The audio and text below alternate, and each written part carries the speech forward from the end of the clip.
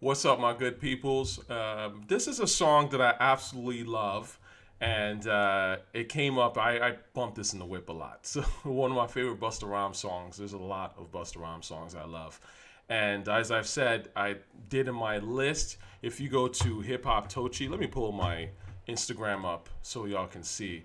But I have had this list up pinned, and you'll see I put this list out in 2019. That was a while ago. So and see, Busta Rhymes, 7. I've long said that Busta Rhymes is one of the greatest rappers ever. A lot of people are just figuring this out, unfortunately, but that's just how it goes. A lot of hip hop heads don't actually really know hip hop like that. It is what it is. But I remember I would read stuff on forums 10, 20 years ago where people would downplay how dope Busta Rhymes was, and I was like, it didn't make sense to me because they just thought, oh, that kooky shit. You know how underground heads be, right? If it's not uh, lyrical Aesop rock, again, it's a certain audience, or if it's not drug dealer raps specifically, it's not tucked in the street serious, then it's not really real hip hop, which is the furthest thing from the truth. Because hip hop has a lot of different expressions, and in fact, the comedic side of hip hop is so underrated, and is one of the most brilliant aspects of hip hop. Really, is to kind of keep things lighthearted, right? So Busta's someone that I've actually always liked, to be honest with you, and I didn't realize how popular he was. I mean, let me put it this way: um, obviously, he was popular in the hip hop community because he came out with Leaders of the New School, which is before my time. But Busta Rhymes, people have always really liked Busta Rhymes. I would argue in the hip hop community anyway. But what I mean is for people who are not really hip hop listeners, it's one of those things that it's like over time you're like, oh my god, like Busta Rhymes is like got a wider reach than one would think. I remember dating this sister back in the day, Caribbean girl, and she was not into rap at all, and she was like, well, I only really like Busta Rhymes, right? I was like, Busta Rhymes, like it was just one of those things. I was like, huh? I think I've said this before, and she just loved that energy, right? And she was kind of an energetic girl, so she just loved that wild, fun, doesn't take himself too seriously, but is creative and passionate. And I respect that, and I like that, actually. It's a very accurate assessment of Busta Rhymes. So today I want to react to a song, Fire, which I love. Years ago, I was playing this in the car, somewhere, either in the car or I was probably hanging with my mom or something like that. And I played this, and my mom was like, "What is this?" And my mom does not like rap music. It's not something that she really listens to at all, right? But she loved it. She was like, "It sounds like some '70s stuff, but just like something else." And I was thinking to myself, '70s. And then I looked up the sample, and my mom was absolutely right. Like, it is a '70s record. It's a Diana Ross record, actually. I can play a little bit of this. I want the love that you deny. Right? So it's interesting, again, how, again, dope is dope, right? Like, this idea that, oh, you're too old to, it's like, not really. Like, dope is dope, and music builds on tradition, right? Like, people have seemed to forgot about this, right? This is what made hip hop so dope, because it built on the tradition of amazing music before it.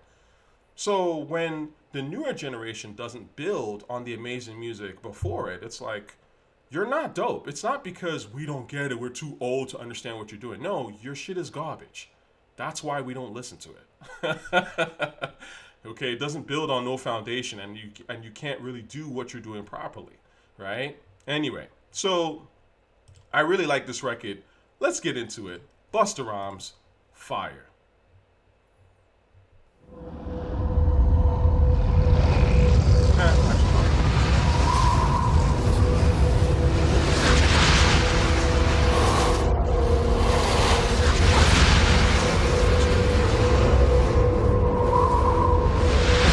Hype Williams, great stuff, right? This one's spectacular. It's like a feature film in itself.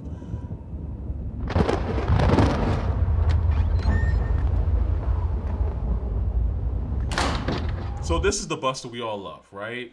The dreads, just energetic. Yeah, and it's funny. People always say like once he cut those off, it was like, that the magic went. I mean, it's a Samson-like myth, right? But there's some truth to it.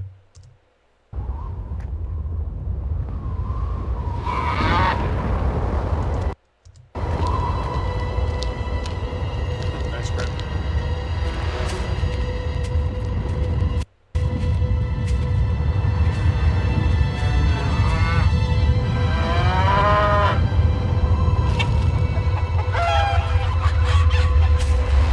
Now, I didn't see this video until years after the fact. Okay. In fact, I saw this song. I never even really heard the song because, for whatever reason, I don't remember listening to Anarchy when it came out. I mean, I remember people not liking it. It was kind of panned to a certain extent, right? And actually, I should bring this up because if you look at this on Billboard, it actually didn't do well at all, right? Proving again why I don't really focus on Billboard. This didn't even chart. See, the rawest shit in rap doesn't. A lot of times, rap is too raw for the average public, right? I mean, that's why when rappers talk about, yo, I did this on Billboard, especially now, and they're all concerned with stream numbers and stuff, I'm like, you're a pop artist. That's why you care about this shit. We don't care about this stuff because the truth is the best rap records, the vast majority of them never really charted like that. Or they did okay, they did respectable numbers, but again, hip hop is for a select audience, right? But over time, right, Busta Rhymes making great songs like this builds over time to the point where, yes, now Busta Rhymes can do something and it'll chart, right? And that's the catalog. But again, you kind of have to make those, like you have to make those concessions early in a sense and be like, I'm about the art, I'm going to make something powerful. Because in the long run, it's going to build your catalog and get that respect.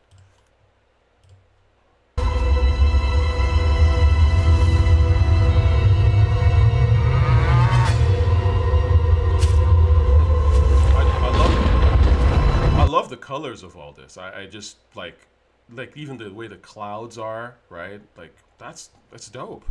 Like the effects on this are really dope. Again, this video was probably like close to $1 million. This is around that time when people were spending millions of dollars on music videos. So for them to spend all this money on this music video and to not chart is kind of crazy in a way. But also at that time, like again, Busta Rhymes is a great artist, a legacy artist. They probably were like, well, he'll recoup it or something like that.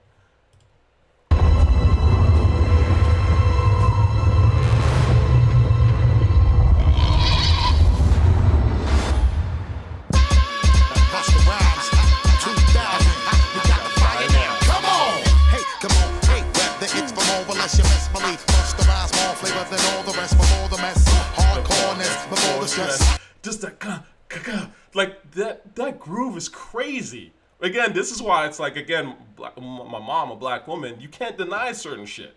You know what I'm saying? And like the original record doesn't have that swing, but this is what I love about hip hop. Hip hop is about the swing. That's actually the really hard shit. It's to find the swing that just captures the emotion and the vibe of what you're going for and have it in a way where it's dope and we can dance to it, right? Like that's really the tough shit from a producer's perspective. You know, not to say that anyone can sample, but kind of anybody can sample. But who can come with those hard-hitting drums and a unique groove and something that's dope repeatedly over time? That's a select few. Got to get this flawless flow above my chest. Who's responsible for the impossible flow? Anything in the world that ain't comparable. So I also love, again, swag. Okay, as a rapper, if your videos are a chance for you to show your swag, to show your swagger, your style, how you rock, right? So when you do cool shit, it makes me go, oh, that dude is cool. I could do something like this. I wish I could do that, right? So if you're, again, these are the things that people don't always talk about, but it's such an essential part of being a great rapper. So when you guys tell me Earl Sweatshirt is a great rapper, and Earl Sweatshirt is like, it's like, and he's not doing anything cool, I already know that you're bullshitting me, okay? You can't be crying on the mic, you can't be sleepy, you can't be, detached. That's just not fly. There's nothing fly about that, okay? You want to be a legend, do fly shit. It's really simple. The groundwork has been laid for you when it comes to this hip-hop shit. See that? Chunky, bracelets chunky, got the pinky ring. That shit's fly. Incomparable, so I make you anticipate great type shit. Real live niggas appreciate with the utmost. I pack totes, keep the gap close. Run niggas to the island of Patmos. After the gun burst, quench my blood thirst. We'll be leaving you much worse than one hearse. Yo, now we embellish, fuck the jealous, and embark on niggas. Now what you gon' tell us? Skydiver, short circuit just like a live wire, and give it to niggas because we got the fire. All my people in the place, just put your hands up in the air and while we blow the spot and keep it hot. We got that. Let's go. Jump, shake, bounce when we come through. Turn you out 'cause we pose hard. This is my part. Until I'm gone. See, even rock until I'm gone. Like the way, if you're a great rapper, I'm supposed to want to rap along, right? I'm enjoying the beat. I want to be you, right? So again, one of the big things for me about some of these younger guys is I can't get into how they rap. It's just, it doesn't, because they're not rapping with enough passion for me to get into the shit. And it's not smooth enough for me to get into the shit. So anyways, I also love this. This is very, that the face coming towards the camera, that's very Mummy. I remember 1999 when the Mummy came out, and it was just like, whoa, right? Everyone remembers this shit. So anyways, that's just some throwback shit. Until I'm gone, till the party's over, let's go. they start turning the lights on. Fight for shit, my entire whole crew be on. Be the bullshit, so keep moving on. No, I ain't having it while you grabbing it. My flow is immaculate, passionate when it comes to the fire that you have to hit. Then attack. Passionate when it comes to the fire that you have to get, right? There's no passion in rap anymore.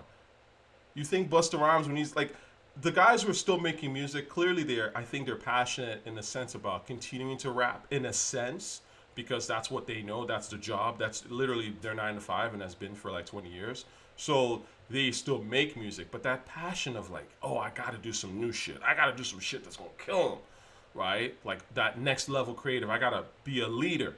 That passion is gone, unfortunately. And the young generation do not have that passion at all. And the ones that do, obviously, like Rocky, or initially when it came out, I champion them, right? But that's what you need. Rap is about passion at the end of the day. And well, great art, I would argue, is about some sort of passion. Because you're getting humans to remember how to feel, right? And how to be comfortable in feeling, and in a good way, right? Being in touch with who they are as human beings in their soul. When it comes to the fire that you have to get, then I tackle it and kill like the jackal and jaffle it. Rob niggas and give it to the church so they can raffle it. And you notice he's dancing, he's rapping, but he's also kind of like he's moving. Again, rap, dance, those two things are so close together. So if you're a rapper and you're not dancing in some way, or your stuff isn't danceable, your shit is not rap. To me, it's just something else, okay? Now you can distinguish how relinquish flow in broken English. Witness how we stay hot and how we keep it scorching. Then we floss and blow the spot off. Niggas say you need to calculate, reevaluate your shit talk before we retaliate, marinate. When I used to hustle and carry weight and bust at niggas like you would have to flee the state. Bitch, for niggas like y'all, I hit for only when it counts. Black on a set and make motherfuckers bounce. Connected to raw types of shit to make your bitch bug and the niggas pull out. Y'all niggas whack, yo. I stack yo and pack a rap show, and then hold up my niggas in the back door and let the spot short circuit just like a live wire and give it to niggas because we got the fire. Yeah, let's go, Rae and Ghost. Okay, so I'm gonna pause here, but Rae and Ghost also, like, having them as cameos is ill, and they actually are part of my favorite part in this video, particularly Ghost, which I'll get to in the end. From what I understand, there's a member of Korn. I don't know Korn's music too well, but they're a respected metal band or rock band of some sort, and so they're kind of like headbanging and shit like that. So, you know, there's some people in here. Again, this is kind of when rap, to me, it started to really take over, because it was even like, even the metalheads was looking at rap like, yo, like, y'all are really, like, you're really pushing the boundaries of music. Like, y'all are making some dope shit. Because I remember growing up in high school, I remember when there was that separation and people were like, no, rap is, you know, it's garbage, it's not real music. And right around that time, like 99, 2000, right? Like Method Man, Redman, Snoop, and like a lot of that, particularly I would argue the weed acts, but that's beside the point, like started to really cross over to like a younger white audience. You know what I'm saying? Of course, Eminem happened to come out at this time too. So rap started really becoming super duper popular. in a way. But sure, with the casuals, but also with people who have that punk spirit, because hip hop does have that rebellious spirit. Who are in metal, who are in rock, and we're like, yo, you guys are on some other shit. Okay, cool, we rock with you. You know what I'm saying? And it was almost like we reached out to them as well. It just like a live wire and give it to niggas because we got the fire. Just put your hands up in the air while we roll the smoke. You got that fire. You got that fire. That's like, why? Anyway, but also the exploding heads thing, it's interesting because it's like you're bopping so hard to the shit your freaking brain explodes. It's real. I can't help but think that I wonder if going to the Chappelle skit with the black white supremacist, where when they reveal that in fact the Klan member is Dave Chappelle, the black person, and you have this guy whose head explodes. Well, okay, to be fair, obviously that stuff comes from Scanners, I believe. Is that the movie? There's a movie, Exploding Heads. Yeah, exactly. So this is not a necessarily new idea, but it was interesting. It kind of felt like it was kind of coming back a bit. Anyway.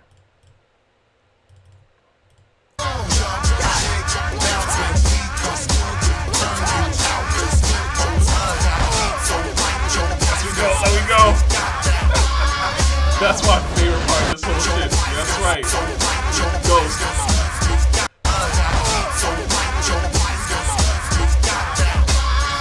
That's fire. The way Ghost was rocking, that's fire. It's very simple, but it's dope. It's on beat. The swagger is crazy. But again, like, this is what we loved about music videos. You get to show the personality. The song is fire. And then you get to show the aspect of the personalities of the rapper and his friends, that kind of thing. So, again, you got to be cool. Cool people do cool shit. And this is, of course, why lames want to get involved in hip-hop, right? Because they know that deep down what makes this shit tick is cool people, right? And who doesn't want to be cool? And I don't have a problem with people everyone wants to be cool on some level, I would argue. Not everybody, but, there's nothing wrong with wanting that. But I think the issue that I have is when lames come into something, it's not like they're willing to adjust certain things about themselves and say, oh, okay, you know what, like, this is something that's kind of cool. I would love to be part of it. It requires me sort of being, like, adjusting a few things about how I think about the world, maybe becoming a little bolder, a little less judgmental about things, opening my mind up, and then I can become cool. But it's like, no. I want to enter the space. I just want to, like, be there, and I want to be around cool shit, but like, and then I want to just take over and like be my usual lame self. It's like, that's kind of annoying, right? But anyway, the point is that this is what makes rap tick at the end of the day. This is truth. Go back. Spliff Star, of course, in the background going nuts, but love it. It's so crazy.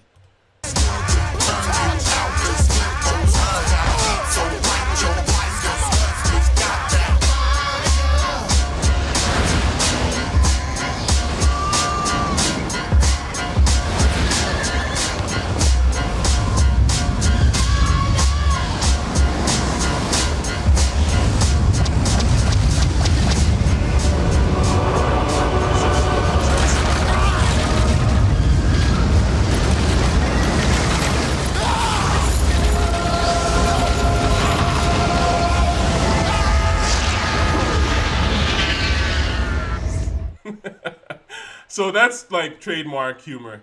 Okay. Speaking of cool. Anyway, but the point is this, right? That ending was random because at the end of the day, Busta left his house to go outside to check on the goats and the chickens, and then just got carried away with some kind of party where people randomly showed up. And then the storm that was brewing, he ran, instead of running back into his house, he ran into the shed. I mean, it doesn't have to make sense. It just looks cool. And again, it's trademark Busta Rhymes humor. So, love that song. And look, I kind of want to talk about this because you'll notice that here's a review, okay? And I will talk about this in reference to Tyler the Creator. Hint, hint. That'll be my next video. But you'll notice here, I want to get into this topic of how reviews have been co-opted. And essentially, a lot of stuff now, in my opinion, people don't review music, they review the personalities of the artist. Like they're talking about the artist's story and their narrative. And I don't give a fuck. Like, can you please tell me about the song? Right? So you'll notice, for example, the only track that Busta produced himself, and shout out to Busta for making that beat, Fire is darkly minimalist, short and brutal. I like dark minimalism. I think rap at its core is dark minimalism, and I think that's what makes rap tick. But again, this is a description of the song, okay? It's not about Busta Rhymes. Like, you'll notice none of this stuff tells me about who Busta Rhymes is, you know, who he's dating, what his, like, life story, whatever. It doesn't fucking matter. Is the song dope or is it not? It's a standout track, right? Amidst a morass of self-aggrandizing, bass heavy. It's bass heavy. Chest thumpers, that's why I love. Self-aggrandizing, meaning like kind of like promotion of self. That's rap. Rap is about confidence and promotion of self. And that's not a bad thing. That's a good thing. Again, it depends on how you do it. Builds brand around a brilliantly hysterical sample, right? From Diana Ross.